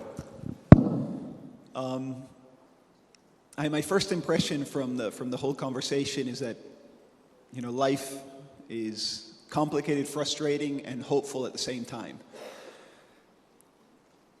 My second impression is that the old formula of think local and act global, no, excuse me, it's a reverse. Act local and think global doesn't cut it anymore. That in fact, many of the issues that were brought up and many of the expressions, like leaving behind navel gazing and so forth, force us to find ways to act globally as well. And maybe FACA actually has a role in that. I wonder what that means for our identity, also as nation states and so forth. Borges, an Argentine writer, has a wonderful expression in an essay he wrote about Argentina. He said that to be Argentine is not to embrace what is supposedly yours, but to embrace as yours everything the world has to offer, which is a formula I like and I repeat as a mantra in the Ministry of Culture every now and then. And it also relates to something that was said back here, which is, you know, the need to try to find ways to not preach to the choir. You know, and it is true, we tend to have conversations with the people we agree with, and that doesn't get us anywhere. And then the final reflection has to do with something that I brought up vaguely in my short intervention, which is how do governments or how do institutions create spaces to have difficult conversations? And very briefly, an example. In Argentina, because of our own political history, we have a lot of trouble using words in the political sphere, such as reconciliation, such as forgiveness, even words such as cooperation sometimes. And in the past month, what we did in the Ministry of Culture as an attempt to change the terms of public debate on these issues, and particularly try to change the mindset of key public opinion makers, journalists, academics, and so forth. We brought to Argentina for a conversation the person who was the lead investigator for the South African Truth and Reconciliation Commission. We brought the main drafter of the Canadian Truth and Reconciliation Commission when it comes to the indigenous peoples. You mentioned the issue of the schooling and so forth. The person who wrote the book on residential schools, Paulette Regan. We brought from Colombia the day after, because this happened the day after the unsuccessful peace vote in Colombia.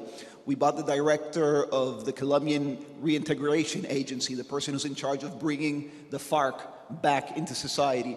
All people who, from their own different contexts, and in contexts, in some cases, much more complicated than the Argentine context, who use the word reconciliation, who use the word forgiveness in terms of political processes, so that in Argentina we can see that the realities we face and the challenges we face are not so different from those of others, and who are able to use those words, and so perhaps we can be able to incorporate them in our political vocabulary as well. Thank you, Ivan. Rosemary?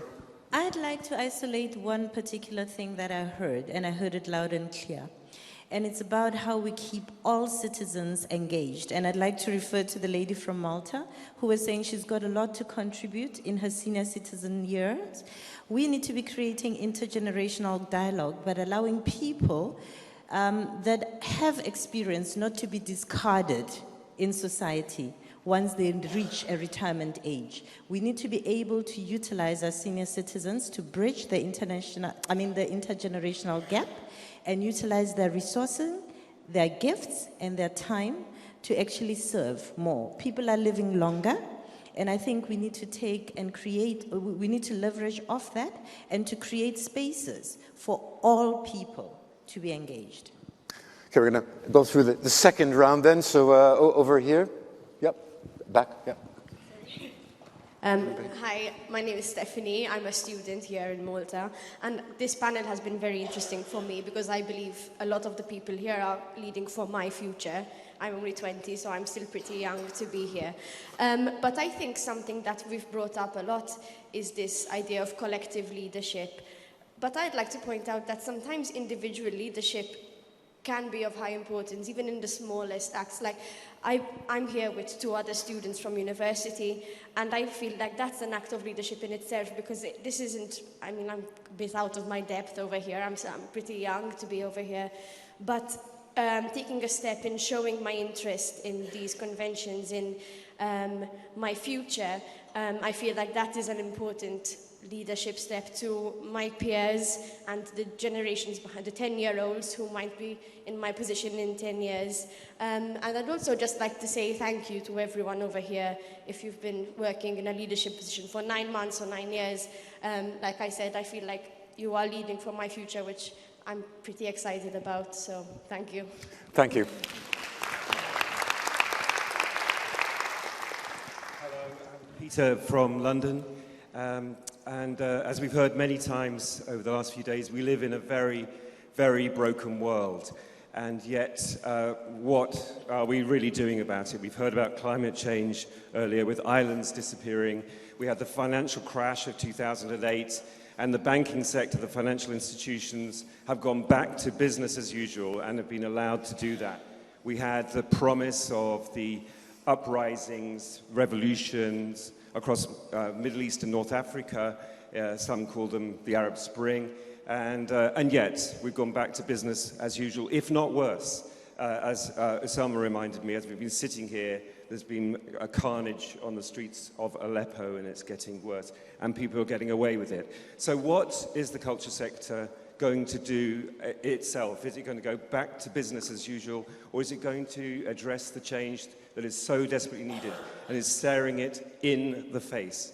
And as so many of us have suggested, some ways we might actually get braver, more courageous in leadership and in servant leadership from below, supporting others to rise. And the people we need to think about more, and there's been very little about this in the conversation I've heard this morning, are younger generations, people who are particularly the revolutionary millennials who are about to emerge, billions of them, who are choosing to address culture and creativity in completely different ways from the bottom up, working horizontally through collaboration, through collectivity, through interdisciplinarity to build lives. So in London, where I live, 1 in 4 people are now freelancers. The projection is that within a decade, 1 in 3 will be freelancers. People are choosing to work in completely different ways that bypass the institutions. So if institutions don't get smarter, they're going to become irrelevant, and that's including cultural institutions. Okay. Lots of people to speak. Thank you. So if I could remind you of the 1 minute rule over there, and please, when you've got a microphone, really wave at me. The more frustrated you get, wave harder. So, okay, over here. Thank you. Yeah. My name is. Okay. My name is You'll be next. Ayeta Anwangusa from Tanzania. In my organization, I always encourage everyone to be a leader because I'm encouraging the young people to stand up to leadership. But I also believe that, as the previous speaker mentioned, there is a need for individual leadership. So I always use the image of a leader is someone who climbs the tree and points to the direction of where the organization should be going. Thank you very much. Okay.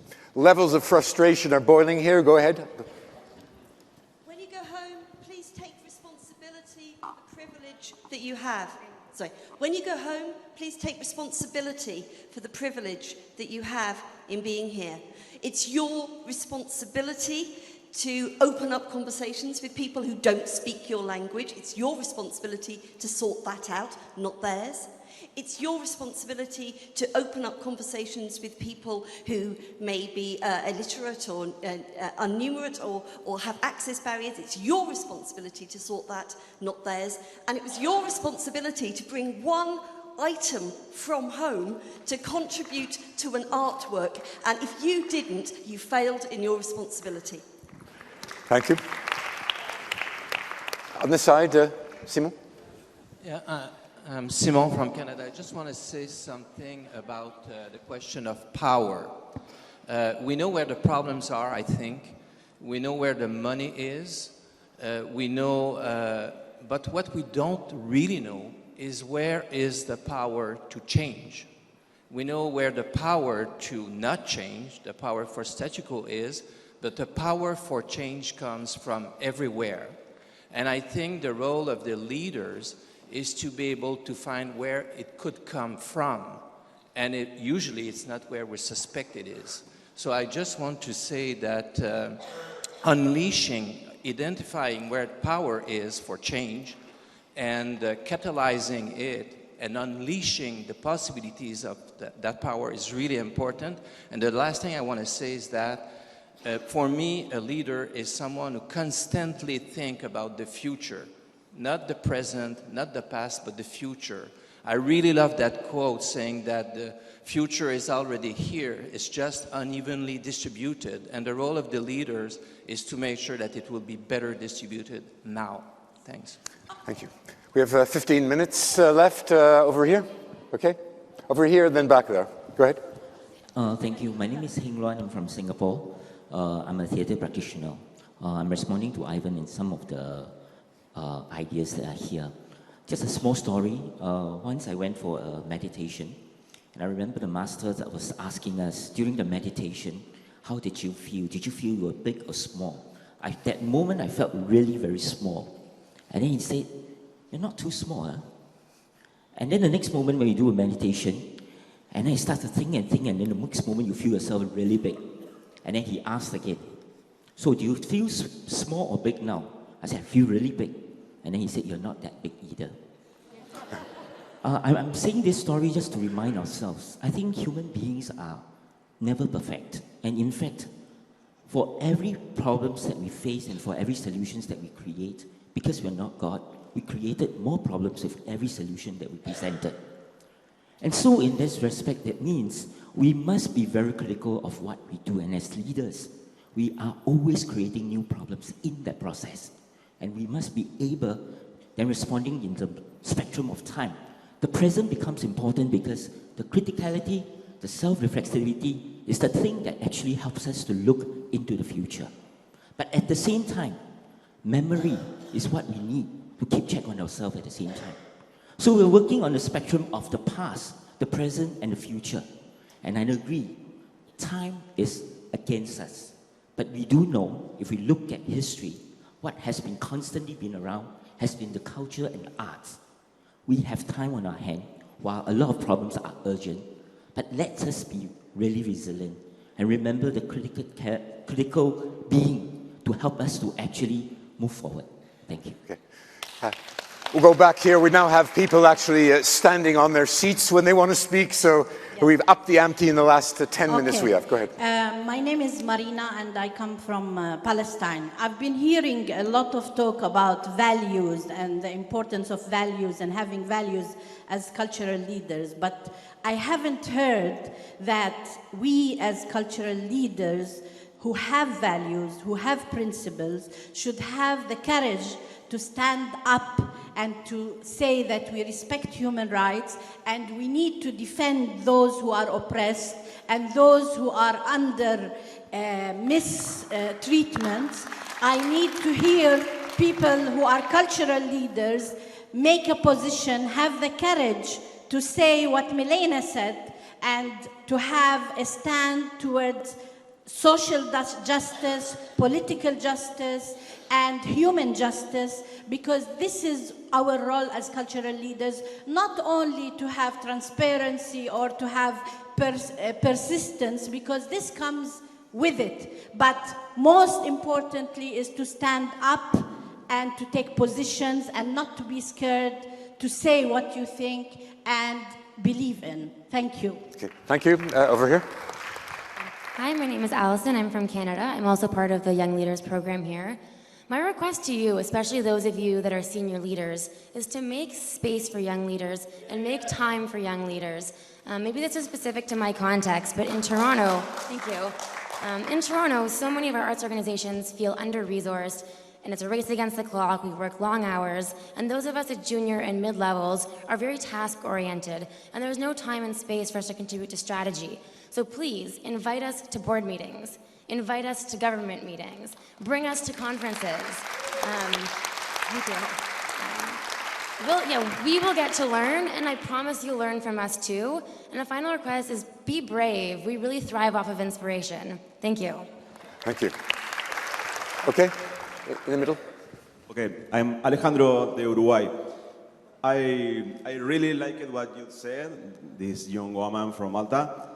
And I ask all of you, maybe it's a rhetorical question, but why we are here for?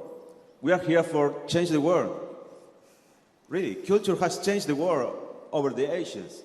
And culture changes the chaos and the beauty of chaos into the beauty of cosmos always. So we are here to change the world. That's why we made 30 hours of flight to come to Malta. Okay. Thank you. Back here. From Tunisia. Des fois, je me pose la question, pourquoi traitons l'artiste en tant qu'un être bizarre? Peut-être quelqu'un qui n'est pas un citoyen du monde, comme nous tous, un extraterrestre. Ça reflète aussi, et je m'excuse, j'ai appris tellement de choses, je suis très heureuse d'être parmi vous. Mais j'ai l'impression à chaque fois que j'assiste à des rencontres culturelles, on est dans un secte. On est toujours entre nous. On partage pratiquement les mêmes idées, peut-être les mêmes valeurs, posant les mêmes questions, mais face aux autres leaders politiques, économistes, dans le secteur de l'agriculture, l'équipement, la santé. Voyons, puisque nous savons exactement il est où le problème. Il faut mettre une table ronde et discuter clairement avec eux. Pas seulement entre nous. Parce que c'est vrai qu'il y a une vraie connexion, c'est très enrichissant, mais cette voix, qui est une seule voix variée avec une richesse extraordinaire, elle reste avec nous avec des tentatives de partage. Chacun de nous, il veut partir chez lui, de partager avec les autres, mais osons parler avec l'adversaire peut-être.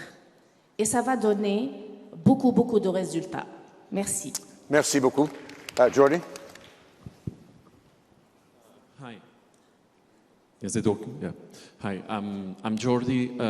It's difficult to react to so many ideas going on, but there's probably three messages that resonated within me that I'd like to address. First one was the need to articulate our values and to articulate that which we can bring that is distinctive to broader society. The second has to do with reaching out to those operating in other areas of life or in other sectors and that might not see culture as part of their everyday or their professional life. And the third one has to do with using the energy that exists within this room to take action and move on and use this momentum. And to me, all of that has to do with the work that over the past 3 years, a number of networks, including IFACA, the International Music Council, we at the Agenda 21 for Culture and others have been trying to do in trying to integrate culture broader within sustainable development agendas at global level. And we believe that that's the beginning of a work, that's something that should continue to exist and that should move on in the coming years. And that probably the next step has to do with something that, for instance, Marina was raising, trying to connect to those working in areas like human rights, sustainable development, trying to bridge the global and the local, understanding that this work of trying to influence agendas, but also trying to do policy and project work has to operate both at the global and the local level. And this is very much an open invitation, but it's certainly to say that there is a beginning of the work that is already going on and that we believe more and more organizations and people could join in order to make this stronger. Just a few ideas. Thank you. We're not going to pass the microphones any longer, so because we've run out of time, so we'll just hear from those who have the microphones currently in their hands. Yes, go ahead. Hello, I'm Stéphane Grosclaude from France. What I learned finally is that leaders, we are all leaders and we should all not only listen but hear. And that's not an easy exercise. And the other thing is that we should consider otherness and humility. And in terms of arts and culture, it's not so easy because art is tribes, is emotion, is one's self-expression to the others. And that's, for me, a big thought. Thank you. Thank you. Over here. Good morning. My name is Patrick Sam. I'm from the Namibian National Art Council. I'm the chairperson, and that's as a young person. I think what I find perplexed in the week that I was here was the idea around how does the world find itself in these intersections when we have the arts and when we have culture? Have we failed the people in terms of the crossroads? Have we succeeded in the areas where we do give art and culture, but in those places that we talk about where there is no social justice, where there is extreme terrorism, where there is climate change, have the arts and culture failed? And how honest are we in reflecting upon what our role has been? Because when we talk about things like power, what saddened me for a large part this week was a lot of people spoke about power being in the hands of politicians and not within the people. So there's no form of social accountability where we come from. There's no form of accounting and reflecting and saying that society has the power, that people have the power, and therefore if we want power, we need to go back and get the critical mass that we require so that when the politicians go to the people are like, we want art, we want culture, because those are the drivers of our humanity. So for me, the perplexion is in advocating for more young people that believe that the power is with the people, and those people need to hold themselves accountable when the world is at such a crossroad where we don't understand why we are where we are. It is because art and culture has been marginalized. We haven't advocated. We've given the power to the politicians and not to the people. So I would advocate for greater youth representation in these platforms and say that we need to really focus on how does society hold itself accountable for where we find ourselves. Because I want to finish with a quote. that we use a lot as young people in Namibia, as in Africa, where we are really changing these intersections, where we have things like poverty intersecting with health, but we also have hope and faith in what we're doing. And what we work with is this idea that if we want things that we've never had, we have to do things that we've never done. Thank you. Thank you. We have time for 4 more comments. 4 more comments. Go ahead. I'm Penny from Fiji. I just want to say a quote that I heard from school, that in a community there are 3 types of people.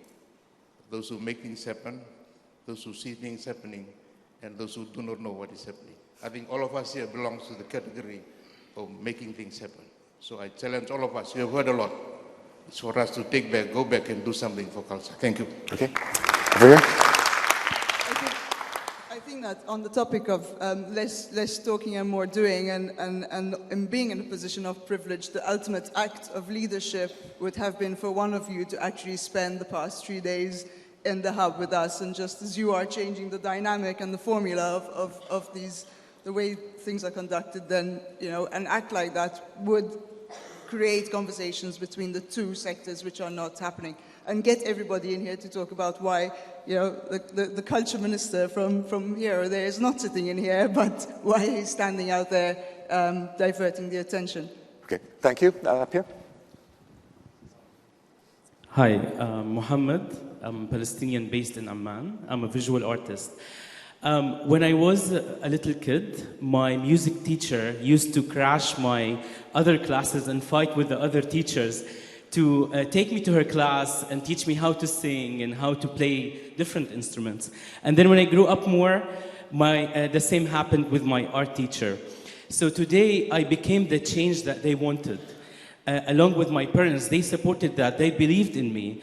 So the lesson that I learned in my life is, if you want to lead for a change, you need to invest in people, and you need to go and help them and take them from their hands. That's number 1. Number 2, we have to embed, if we want like a better leadership in the future, we have to embed that in the curriculum all around the world. So, thank you. Thank you. Christine? Christine, Germany.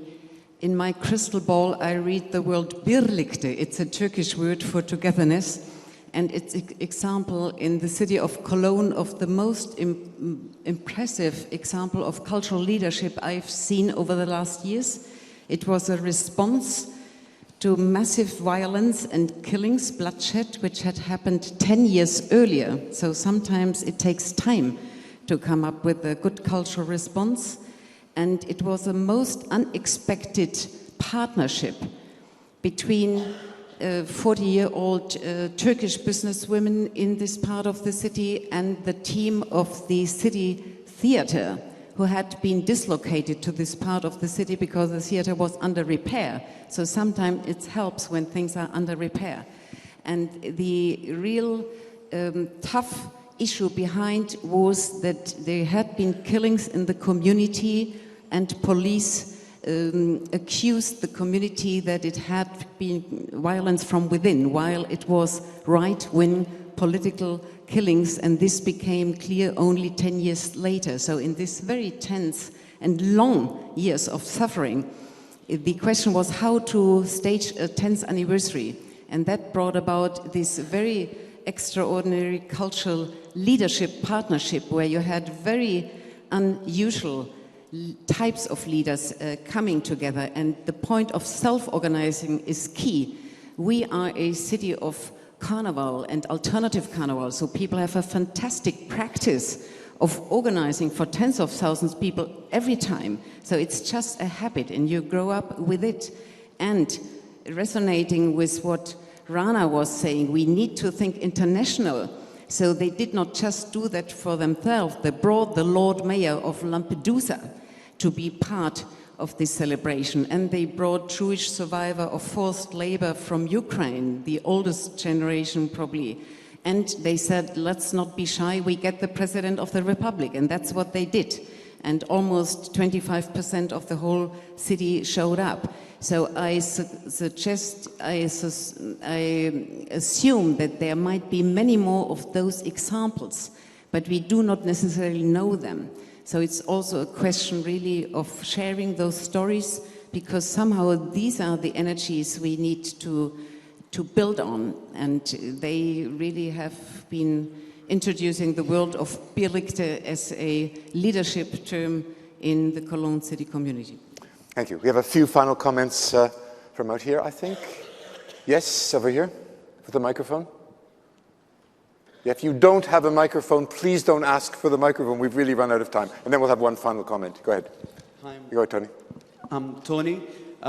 In the comments, I feel that there's a sense of tension. Now, okay, culture works within a tense environment for a creative purpose, but we see this kind of the pop-up versus the delegates, the artist versus the arts council, the creative sector versus the politician. Guys, if we're not going to speak to each other first, we can't communicate with the rest of the world.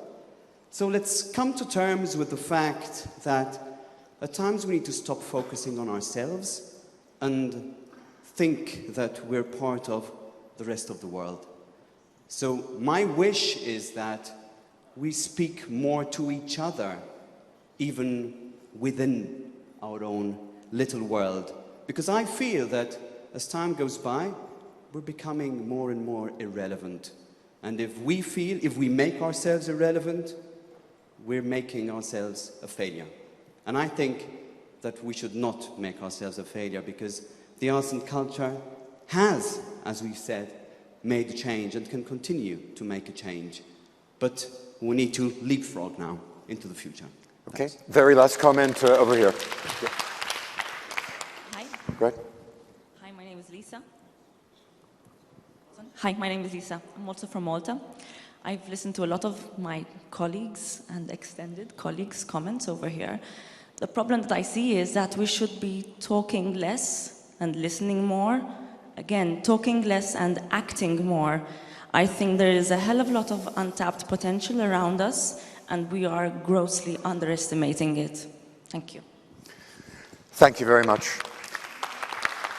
Those two seem like concluding comments, so unless it's a concluding comment, is it a concluding comment that you have? Because we're just drawing to an end, so if it is a kind of summary of everything we've talked about, go ahead, please. I'll turn it into a concluding comment. My name's Karen, and I feel that in many of these conversations we've had, it's a problem that many of our leaders are fearful. They're afraid, and we talk about change, but at the same time, I find leaders are digging in their heels and very scared to embrace that change. So as a good leader and leadership, I think we have to find those people who are courageous and who are not afraid and realize that change is happening, and we've got to be a part of it and not just dig in our heels. Okay, thank you very much. Thank you very much. Thank you for entering into this conversation. If I could just ask everyone now to very deeply breathe in and breathe out. And again, breathe in and breathe out. So much to reflect on. There's no conceivable way one could do justice to the richness of this panoply, this incredible mosaic of contributions that we've heard in the last hour and 15 minutes.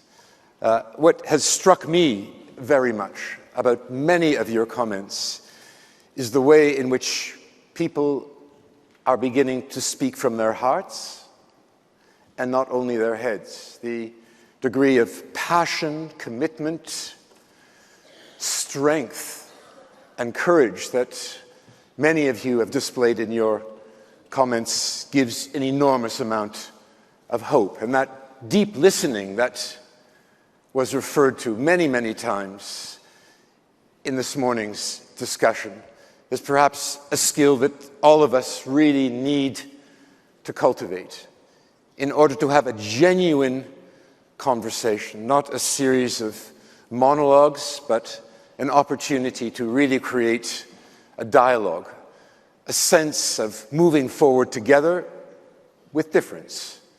That is the richness of this conference and the richness of the conversation that you've had this morning. So I want to thank you very much for your participation in that.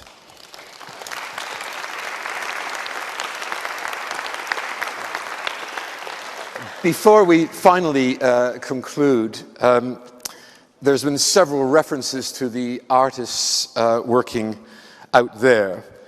And I want to conclude really by showing the very short excerpt from one of the pieces that they have developed out there. The work was created by the artists in the pop-up hub. And over the last 3 days, there's been enormous amount of kind of contributions. But the one that we've decided to show you now is about communication, Morse code communications, from a small boat on the horizon to the lighthouse in the Grand Harbor. The artists were flashing messages to each other for an hour at sunset. And a phone app is actually in development that can translate these light signals into text and vice versa. So the artwork is titled Mirror 3 Horizon, Mirror 3 Horizon, created by David Cotterill from the UK and Rafi Dishikanar from Sri Lanka, in that creative hub. We're going to play a very short segment from this.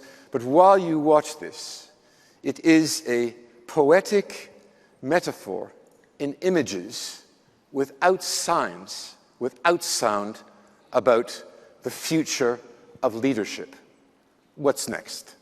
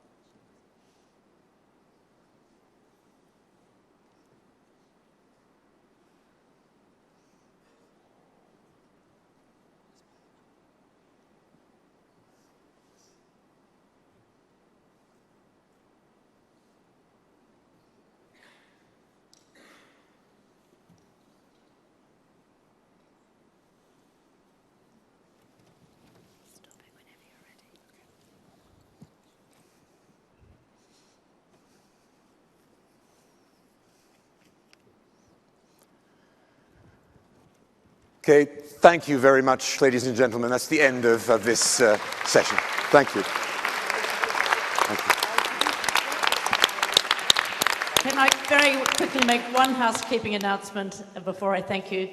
And I hate to intervene in that fantastic artwork, but I know many of you have been asking, nay, harassingly, about when we're going to get the list of delegates. It's been rather complicated to put it together, and we did a lot of work on it yesterday.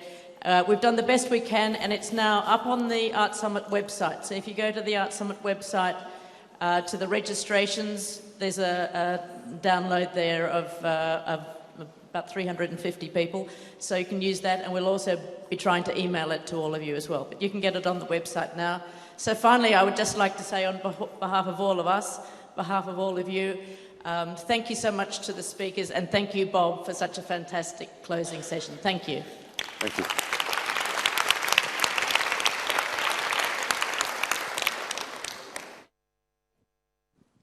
It'll be a very short morning tea because we just have to come back quite quickly to have the final quick session. Thank you.